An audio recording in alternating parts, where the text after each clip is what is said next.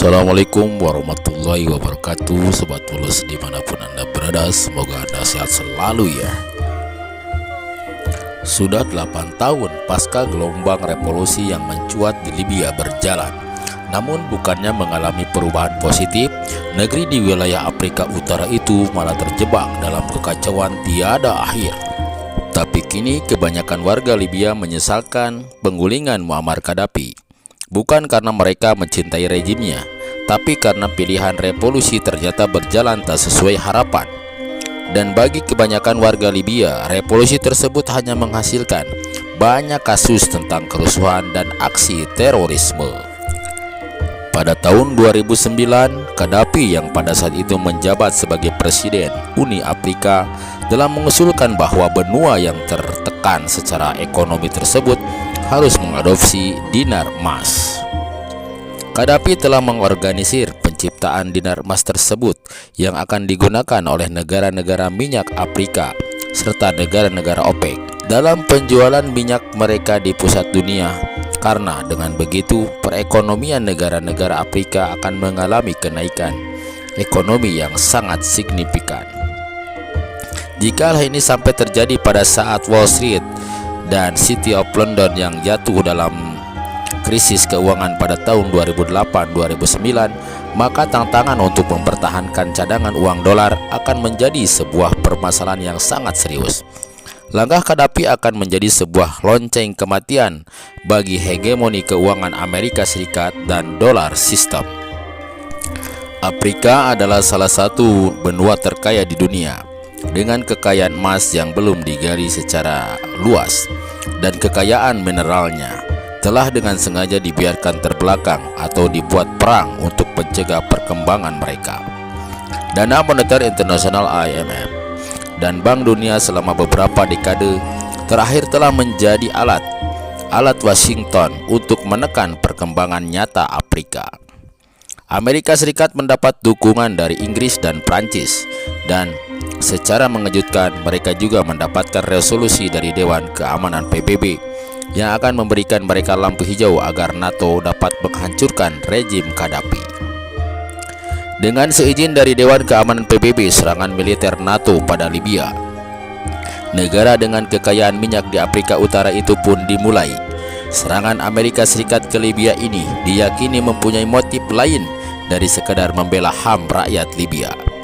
Terjadinya demonstrasi guna menentang rejim Gaddafi yang meletus pada 17 Februari 2011 di kota Benghazi, Libya Timur, dan dengan cepat menyebar ke kota lain beberapa pekan kemudian.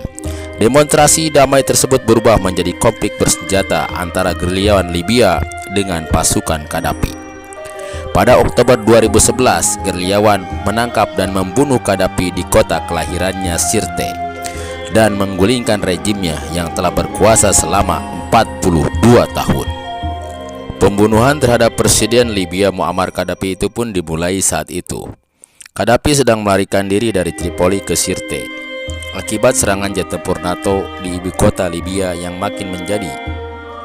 Perjalanannya terhenti di tengah jalan ketika jet Prancis dan drone Amerika Serikat menghancurkan konvoi mobilnya. Presiden Gaddafi terseok-seok dengan bersembunyi di saluran got sebelum ditangkap oleh pemberontak buatan Amerika Serikat dan Prancis. "Jangan tembak," kata Gaddafi kepada sejumlah tentara NTC yang menyeretnya dari got. Lalu Gaddafi pun diarak di tengah jalan. Dengan kepala bersimbah darah, dengan busana compang-camping seluruhnya, Gaddafi menjadi bulan-bulanan sejumlah tentara yang belum puas dengan kemenangannya. Ada yang menodongnya pistol, ada yang menjabak rambutnya. Beberapa kali Gaddafi terjatuh sambil mengusap wajahnya yang penuh dengan darah. Ketika Gaddafi ditangkap dan dikelilingi pemberontak, ia bagaikan domba yang siap dimangsa sekawanan anjing hutan. Dihajar habis-habisan dan akhirnya dibunuh oleh orang-orang yang notabene adalah rakyatnya sendiri. Orang-orang yang telah diantaranya sebagai pemilik GDP tertinggi per kapita di dunia, dengan memiliki angka harapan hidup terpanjang dan angka kemiskinan yang bahkan lebih rendah dibanding kerajaan Belanda. Ia dibunuh dengan gagang pisau oleh rakyatnya sendiri yang telah diprovokasi oleh pemberontak propaganda Amerika Serikat dan sekutunya.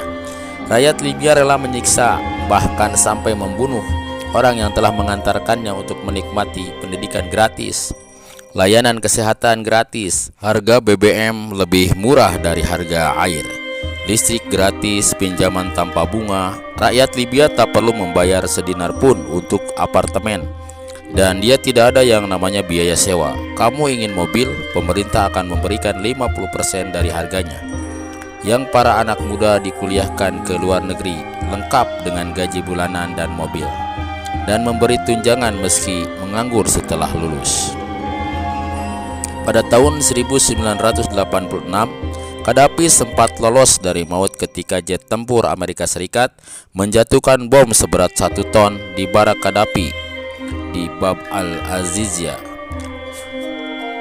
Bom itu tepat jatuh di tempat tidurnya dan membunuh putrinya yang berusia 2 tahun yang sering tidur bersamanya.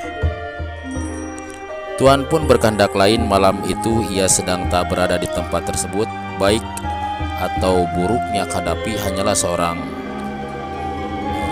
yang lahir dalam tenda. Ia begitu membenci kemiskinan dan korupnya dunia Arab yang didominasi dan dieksploitasi oleh Amerika Serikat dan Inggris.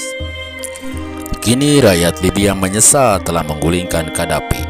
Libya telah hancur. Libya telah dalam genggaman Barat, Amerika Serikat dan NATO. Rakyat menjadi budak di negerinya sendiri, dan yang menikmati kekayaan alam Libya adalah para elit yang rakus kekuasaan. Pilihan revolusi jauh dari harapan.